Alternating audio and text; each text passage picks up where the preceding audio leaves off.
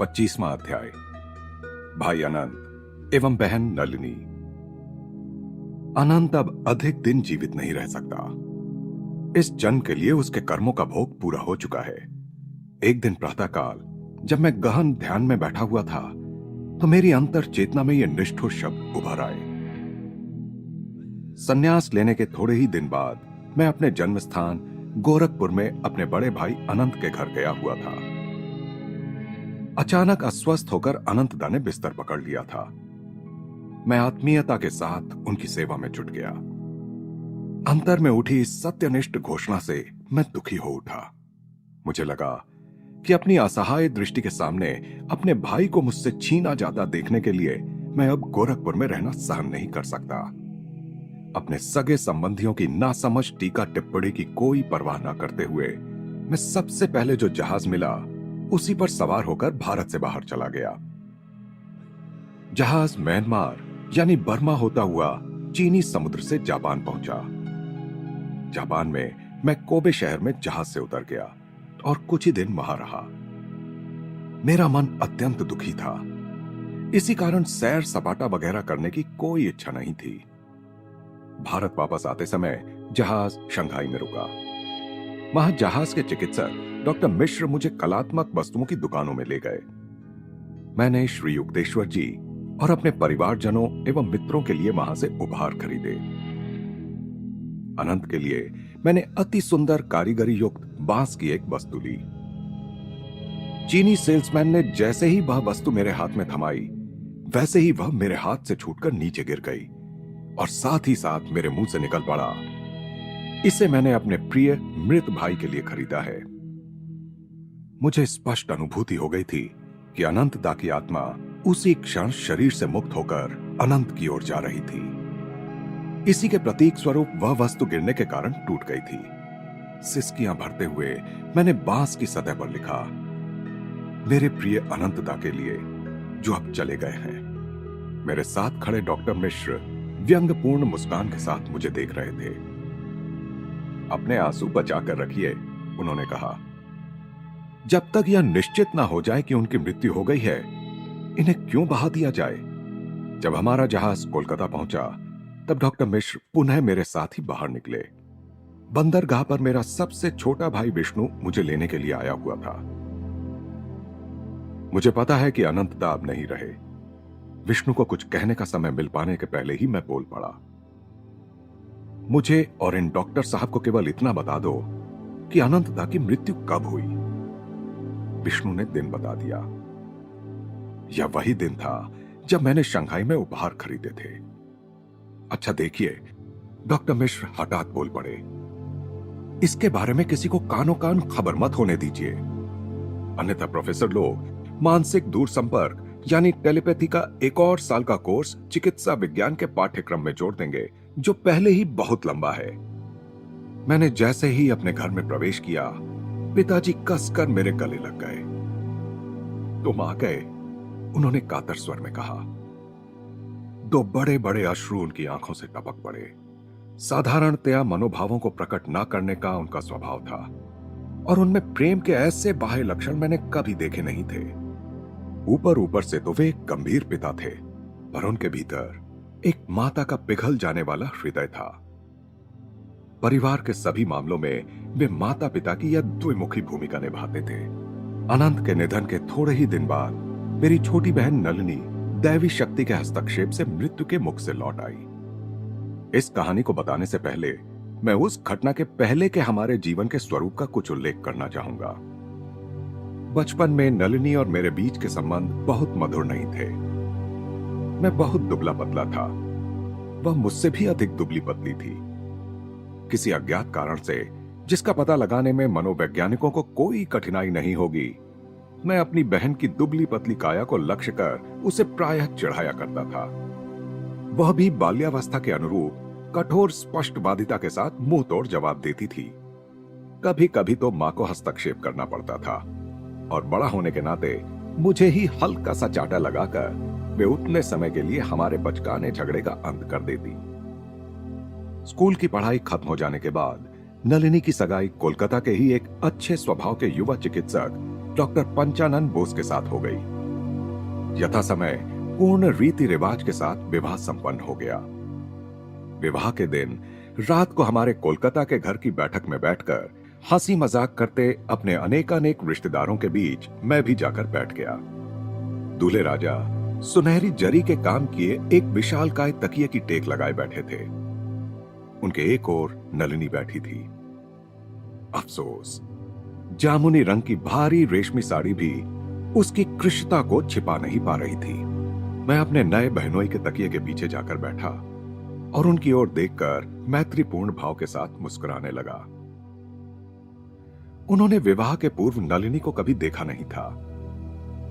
विवाह के दिन ही उन्हें पता चल सका कि विवाह की लॉटरी में उन्हें क्या मिल रहा था। मेरी सहानुभूति को भांपकर डॉक्टर बोस ने संकोच पूर्वक नलिनी की ओर इशारा करके मेरे कान में कहा, यह क्या है? मैंने कहा, क्यों डॉक्टर, यह आपकी जांच परीक्षण के लिए कंकाल है। जैसे जैसे समय बीतता गया, डॉक्टर बोस हमारे परिवार के प्रिय पात्र बनते गए। जब भी हमारे घर में कोई बीमार होता तो उन्हें ही बुलाया जाता। वे और मैं घनिष्ठ मित्र बन गए। प्रायः हम लोग आपस में खूब हंसी मजाक करते और इस हंसी मजाक का विषय अधिकतर नलिनी ही हुआ करती। एक दिन मेरे बहनोई ने मुझसे कहा, यह चिकित्सा विज्ञान के लिए एक आश्चर्य है। मैंने आपकी इस अस्थि पंजर बहन पर सब कुछ आजमा कर देख लिया। कॉड लिवर ऑयल, मक्खन, मॉल्ट, शहद, मछली, मांस, अंडे, पौष्टिक दवाइयां, फिर भी एक शतांश इंच जितना भी मांस इसके शरीर पर नहीं आया। कुछ दिन बाद मैं उनके घर गया। वहां मेरा काम कुछ मिनटों में ही खत्म हो गया और मैं यह सोचकर जाने लगा कि नलिनी को मेरे वहां आने का पता नहीं चला होगा। मैं जैसे ही सामने के दरवाजे पर पहुंचा, नलिनी का आत्मीयतापूर्ण परंतु आदेशात्मक स्वर सुनाई दिया, दादा इधर आइए। इस बार आप मुझे चकमा देकर नहीं जा सकते, मुझे आपसे कुछ बातें करनी है। मैं सीढ़ी चढ़कर उसके कमरे में पहुंचा। देखकर मुझे आश्चर्य हुआ कि वह रो रही थी। उसने कहा, दादा पुरानी बातों को भूल जाओ। मैं देख रही हूं कि आध्यात्मिक पथ पर अब आपके पांव दृढ़ता के साथ जमे हुए हैं। मैं हर बात में आपकी तरह बनना चाहती हूं। फिर उसने आशा भरे स्वर में कहा, अब आप अच्छे हट्टे कट्टे हो गए हैं, क्या आप मेरी मदद नहीं करेंगे? मेरे पति मेरे पास फटकते भी नहीं और मैं उनसे इतना प्रेम करती हूं, परंतु मेरी मुख्य इच्छा ईश्वर साक्षात्कार में उन्नति करने की है, भले ही मैं दुबली पतली और अनाकर्षक ही बनी रहूं। उसके अनुरोध से मेरा हृदय पिघल गया। हमारी यह नई आत्मीयता धीरे धीरे बढ़ने लगी। एक दिन उसने मेरी शिष्या बनने की इच्छा प्रकट की। आपको जैसा ठीक लगे उसी प्रकार से मुझे शिक्षा दीजिए। पौष्टिक औषधियों के बदले मैं ईश्वर में अधिक विश्वास करती हूं। उसने दवाइयों की ढेर सारी बोतलें उठाईं और अपनी खिड़की के बाहर नाली में उड़ेल दी। उसकी श्रद्धा की परीक्षा लेने के लिए मैंने उसे मछली, मांस और अंडे खाना छोड़ देने के लिए कहा। कई महीनों तक जब नलिनी मेरे बताए विभिन्न नियमों का कठोर पालन करती रही और अनेक मुश्किलों के आने पर भी शाकाहारी बनी रही, तब एक दिन मैं उसके घर पहुंच गया। बहना, तुमने पूर्ण अंतःकरण के साथ आध्यात्मिक नियमों का पालन किया है, अब उसका फल मिलने का समय आ गया है। शरारत भरी मुस्कान के साथ मैंने आगे कहा, तुम कितनी मोटी बनना चाहती हो? हमारी चाची जितनी, जो वर्षों से अपने पांव नहीं देख पाई हैं। नहीं, पर मैं तुम्हारे जितनी ही हट्टी कट्टी बनना चाहती हूं। मैंने गंभीर होकर कहा, ईश्वर की कृपा से मैं जैसे हमेशा सत्य ही बोलता आया हूं, वैसे ही मैं अब भी सत्य ही बोल रहा हूं। ईश्वरीय कृपा से वस्तुतः आज से ही तुम्हारे शरीर में परिवर्तन शुरू हो जाएगा। 1 महीने में तुम्हारा वजन मेरे वजन जितना ही हो जाएगा। मेरे हृदय से निकले इन शब्दों की पूर्ति हो गई। 30 दिन में नलिनी का वजन मेरे वजन जितना ही हो गया। इस नई गोल मटोलता ने उसे सुंदरता प्रदान की। उसके पति को उससे गहरा प्रेम हो गया। दुर्दैवजनक रूप से शुरू हुआ उनका वैवाहिक जीवन आदर्शजनक रूप से सुखी हो गया। जब मैं जापान से लौटकर आया तो मुझे पता चला कि मेरी अनुपस्थिति में नलिनी टाइफॉइड ज्वर से बीमार हो गई थी। मैं तुरंत उसके घर गया और देखकर हैरान रह गया कि वह अत्यंत कृशकाय हो चुकी है। वह बेहोशी की अवस्था में थी। मेरे बहनोई ने मुझे बताया, रोग की जीर्णता से सन्निपात होने के पहले वह बार बार कहा करती थी, यदि मुकुंद दादा यहां होते तो मेरी यह दशा नहीं होती। उनकी आंखें भर आई थीं। उन्होंने आगे कहा, दूसरे डॉक्टर लोगों को और मुझे भी आशा की कोई किरण नजर नहीं आती। इतने लंबे समय तक टाइफॉइड से जूझने के बाद अब उसे आंव रक्त की पेचिश शुरू हो गई है। मैंने अपनी प्रार्थनाओं से आकाश और पाताल तक को हिला दिया। मुझे पूर्ण सहयोग देने वाली एक एंग्लो इंडियन नर्स को नियुक्त कर मैं अपनी बहन पर रोग मुक्ति की यौगिक पद्धतियों का प्रयोग करने लगा। आंव रक्त की पेचिश बंद हो गई, परंतु डॉक्टर बोस विषण्णता में सिर हिलाते हुए शोकार्त स्वर में बोले, अब बाहर निकलने के लिए इसके शरीर में खून ही नहीं बचा है। वह ठीक हो जाएगी, मैंने दृढ़ता के साथ कहा। 7 दिन में उसका बुखार चला जाएगा। 1 सप्ताह बाद नलिनी को आंखें खोलकर मुझ पर प्रेम भरी दृष्टि डालते देखकर मैं रोमांचित हो उठा। उस दिन से उसके स्वास्थ्य में तेजी से सुधार हुआ। उसका शरीर पहले की तरह गोलमटोल तो हो गया, पर उसकी लगभग प्राणांतक बीमारी का एक दुखद चिन्ह उसके शरीर पर रह गया। उसके दोनों पैरों में पक्षाघात हो गया। भारतीय और विलायती डॉक्टरों ने उसे असाध्य विकलांग घोषित कर दिया। उसके जीवन की रक्षा के लिए मैंने प्रार्थना के द्वारा जो अविरत युद्ध छेड़ रखा था, उससे मैं थक गया था। मैं श्री युक्तेश्वर जी की सहायता लेने के लिए श्रीरामपुर गया। जब मैंने उन्हें नलिनी की दशा से अवगत कराया तो उनकी आंखों में गहरी सहानुभूति उभर आई। 1 महीने में तुम्हारी बहन के पैर ठीक हो जाएंगे। फिर उन्होंने आगे कहा, उसे अपनी त्वचा का स्पर्श करते हुए 2 कैरेट का एक छिद्र विहीन मोती पहनने को कहो, जो एक बंध में दोनों ओर से आंकड़ों में जड़ा हो। मैंने आनंद के साथ राहत की सांस लेते हुए उनके चरणों में साष्टांग प्रणाम किया।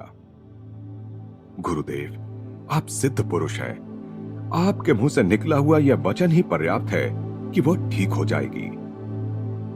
परंतु यदि आप कहते ही हैं तो मैं तुरंत उसके लिए एक मोती ले आता हूं। मेरे गुरु ने हां में सिर हिलाया। हां, ऐसा अवश्य करो। फिर उन्होंने नलिनी की शारीरिक और मानसिक विशिष्टताओं का सविस्तार वर्णन कर दिया, जिसे उन्होंने कभी देखा भी नहीं था। मैंने पूछा, गुरुदेव, क्या यह ज्योतिषीय विश्लेषण है? आपको तो उसका जन्मकाल या जन्मदिन भी मालूम नहीं है। श्री युक्तेश्वर जी मुस्कुराए। एक गहनतर ज्योतिष भी है जो पंचांगों और घड़ियों के प्रमाणों पर निर्भर नहीं करता। प्रत्येक मनुष्य विधाता या विराट पुरुष का एक हिस्सा है। उसका जैसे स्थूल शरीर होता है, वैसे ही एक सूक्ष्म शरीर भी होता है। मानवीय नेत्र केवल स्थूल शरीर को देखते हैं, परंतु अंतर्चक्षु अधिक गहराई में जाकर उस विश्व रूप तक को भी देख सकता है जिसका प्रत्येक मनुष्य एक अविभाज्य और स्वतंत्र अंग है। मैंने कोलकाता लौटकर नलिनी के लिए एक मोती खरीदा। 1 महीने बाद उसके पंगु हुए पैर पूर्णतः ठीक हो गए। नलिनी ने गुरुदेव से अपनी हार्दिक कृतज्ञता व्यक्त करने के लिए मुझसे कहा। श्री युक्तेश्वर जी ने उसके संदेश को चुपचाप सुन लिया, परंतु जब मैं उनसे विदा ले रहा था तब उन्होंने एक अर्थगर्भित बात कही। तुम्हारी बहन को अनेक डॉक्टरों ने बताया हुआ है कि वह कभी मां नहीं बन सकती। उसे विश्वास दिला दो कि कुछ ही वर्षों में वह 2 पुत्रियों को जन्म देगी। कुछ वर्षों बाद नलिनी की खुशी का ठिकाना ना रहा जब उसने एक पुत्री को जन्म दिया और उसके कुछ वर्ष बाद दूसरी को।